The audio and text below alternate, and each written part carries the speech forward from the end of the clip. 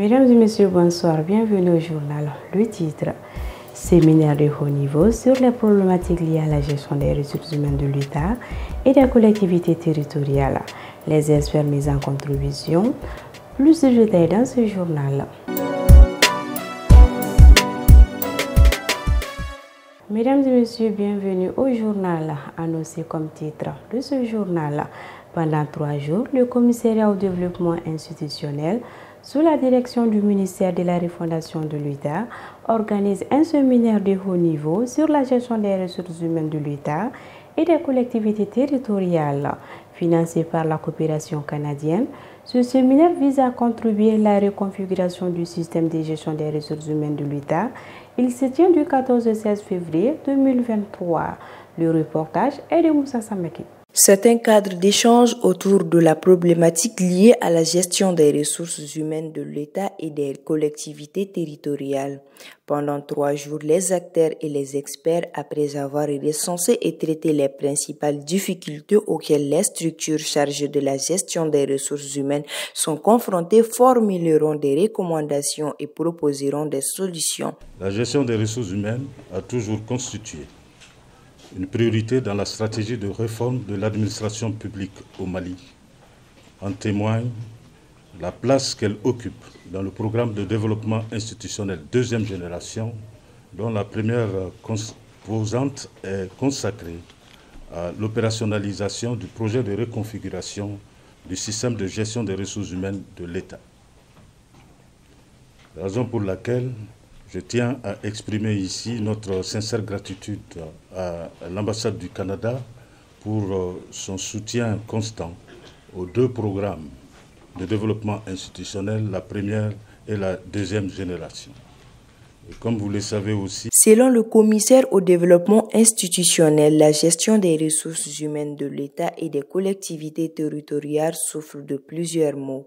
Dans le cadre de l'amélioration de la qualité des prestations des services publics, plusieurs projets de réforme en matière de gestion des ressources humaines ont été initiés afin d'assurer, entre autres, la maîtrise des effectifs et de la masse salariale, la rémunération liée à la performance, la budgétisation en mode programme, le renforcement des capacités des agents de l'État. Il s'agit de mettre en place un système efficace de gestion des ressources humaines servant de levier pour les changements organisationnels et fonctionnels des services publics. Au terme de ces séminaires, l'objectif est de contribuer à la reconfiguration du système de gestion des ressources humaines de l'État.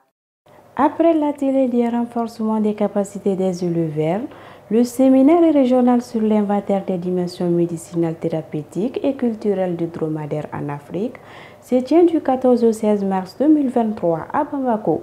Son objectif est de valoriser le dromadaire. Plus de détails avec Lassana Traoré.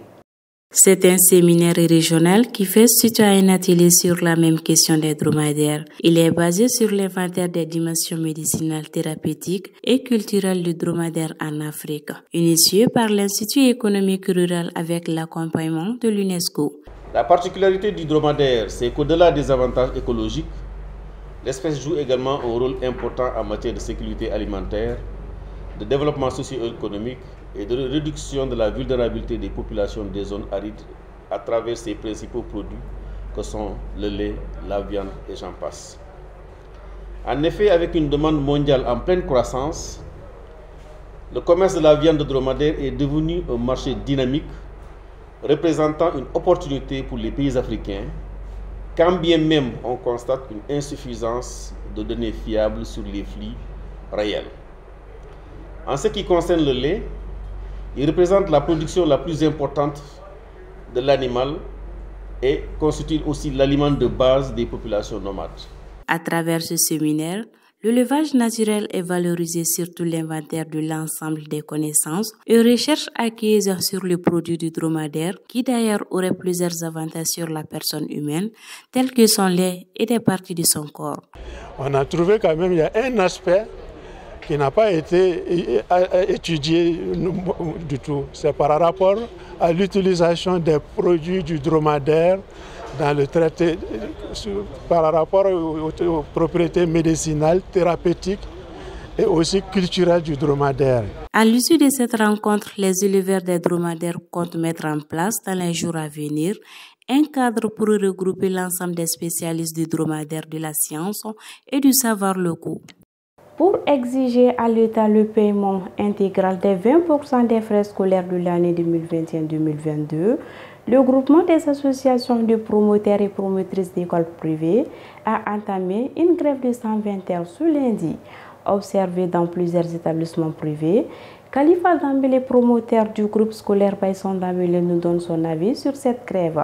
Il est au micro de Aminata Koumare et de Moussa Samake. Aujourd'hui, à la date d'aujourd'hui, à ma connaissance, l'État est à plus de 80, si vous voulez, 80% de ces paiements-là.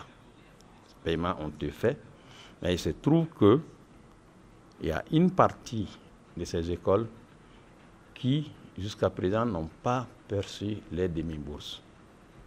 Et c'est ce paiement qui fait blocage, parce que l'État demande un quitus. Un quitus fiscal, c'est un document des impôts que vous présentez au PR pour que vous rentrez en possession de votre dû, pour que cet argent-là vous soit payé. Autrement dit, vous devez payer une partie aux impôts et les impôts vont vous donner en ce moment ces documents-là que vous présentez à votre PR pour recevoir ces demi-bourses-là. Alors, nous avons dit que, puisque aujourd'hui d'autres l'ont reçu sans passer par ce document, pourquoi ne pas faire la même chose pour le reste des promoteurs qui n'ont pas encore perçu ces demi-bourses-là. Le problème, c'est à ce niveau. Et donc, si vous voulez, en termes de rappel aussi, il y a un cadre d'échange qui a été mis en place entre les promoteurs d'écoles privées et l'État. Et ce cadre d'échange continue. S'il y a rupture, peut-être que, de toutes les façons, s'il y a rupture, ça ne vient pas du côté des promoteurs d'école. Hein. Et donc, nous restons toujours dans cette logique pour pouvoir arriver aujourd'hui à trouver une issue favorable pour un dénouement heureux de cette crise-là. Toujours dans les mois de mars, dans le cadre de la célébration du 8 mars, s'est tenu ce samedi 11 mars au terrain de Moussabougou un match amical de communion et d'amitié entre les femmes de Tazoudé TV et de Renouveau TV. L'objectif est de faire la promotion des droits des femmes, renforcer les liens sociaux et professionnels entre les deux chaînes de télévision à travers le football. Assetou Keita et Issa Djekipili. C'est aux environs de 16h que l'arbitre donne le coup d'envoi du match, un match de football 100% féminin entre Tazoundé TV et Renouveau TV, puisqu'on est en mars, mois dans lequel les femmes sont vertement célébrées. Elles sont les reines de mars et pour toujours, mais quand elles jouent, elles deviennent des champions. Très content, vu l'enthousiasme qui s'est vu sur le terrain, on sent que vraiment les gens sont contents. Je peux dire que c'est la presse qui gagne parce que ces deux structures font partie de la presse. Donc c'est un match amical, c'est un match entre les femmes pour commémorer le 8 mars. Je suis très content, très inondé d'enthousiasme, vraiment. Selon cette joueuse de Renouveau TV, la fête fut belle, puisque son objectif qui est de renforcer les liens professionnels et sociaux entre les travailleuses et travailleurs des deux chaînes de télévision est atteint. Très contente et fière de mes joueuses. Hey, montrez vos doigts, on a fait combien? Oui. Donc c'est juste, c'est pas le résultat qui compte en réalité, juste le fait qu'il y a eu une cohésion entre nous les deux télés, Tazoudé TV et Renouveau TV. Déjà, c'est ce qui importe. On vous remercie déjà d'avoir pris l'initiative. Et Renouveau est là pour vous. La presse malienne, on est un et indivisible. Ayant courbé l'échine face aux guerrières de l'adversaire, Sirantou Leslie Keita, la présentatrice de l'émission Sentier des Sports à Tazoundé TV, reste confiante et promet à l'équipe adversaire pour le match retour de prendre leur revanche. mars, nous les femmes, on a droit à toutes sortes d'événements. Donc nous et la Télé Renouveau, on a choisi de jouer un match amical.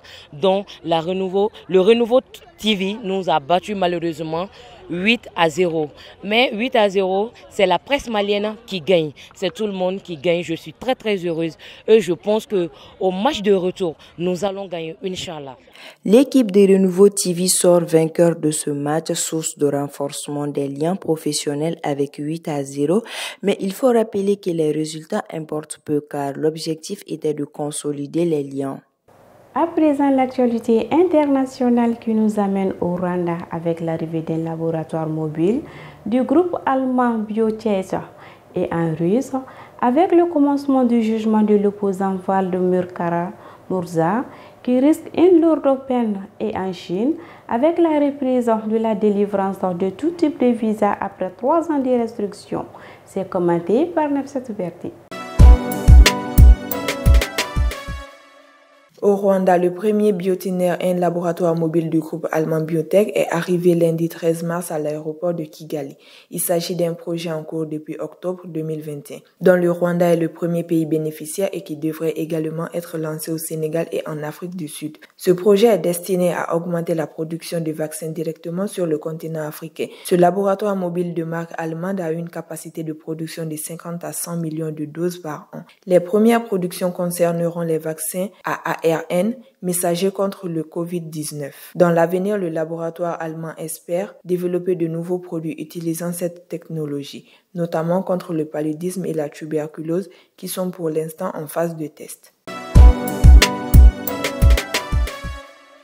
En Russie, un tribunal de Moscou a commencé à juger lundi 13 mars à huis clos l'opposant de 41 ans, Vladimir Kara-Murza, qui risque jusqu'à 25 ans de prison pour haute trahison. Dans une même affaire, il est visé par 3 graves accusations: haute trahison, diffusion de fausses informations sur l'armée russe et travail illégal pour une organisation indésirable. Vladimir Kara-Murza, en détention provisoire depuis avril 2022, est un opposant de longue date à Vladimir Poutine. Il a failli mourir après avoir été, selon lui, empoisonné à 2 reprises en 2015 et 2017, des tentatives d'assassinat qu'il attribue au régime russe. C'est l'un des rares opposants au pouvoir de Vladimir Poutine à être resté en Russie. En Chine, la délivrance de tout type de visas, y compris ceux à des fins touristiques, va reprendre à compter de ce mercredi 15 mars après 3 ans de restrictions draconiennes qui ont fermé le pays au monde en raison de l'épidémie de Covid-19. La Chine, premier pays touché par ce qui était alors un mystérieux virus, avait brutalement fermé en mars 2020 ses frontières à tous les détenteurs de visas, y compris les titulaires du permis de résidence, par crainte d'une nouvelle vague de contamination depuis l'étranger. À cet effet, au plus fort de l'épidémie, de nombreux expatriés s'étaient ainsi retrouvés dans l'impossibilité de rentrer après leur départ de Chine, tandis que le nombre de vols internationaux avait été drastiquement réduit par les autorités chinoises. Mesdames et messieurs, c'est tout pour cette édition d'information. Restez connectés sur Tazoude TV et bonsoir.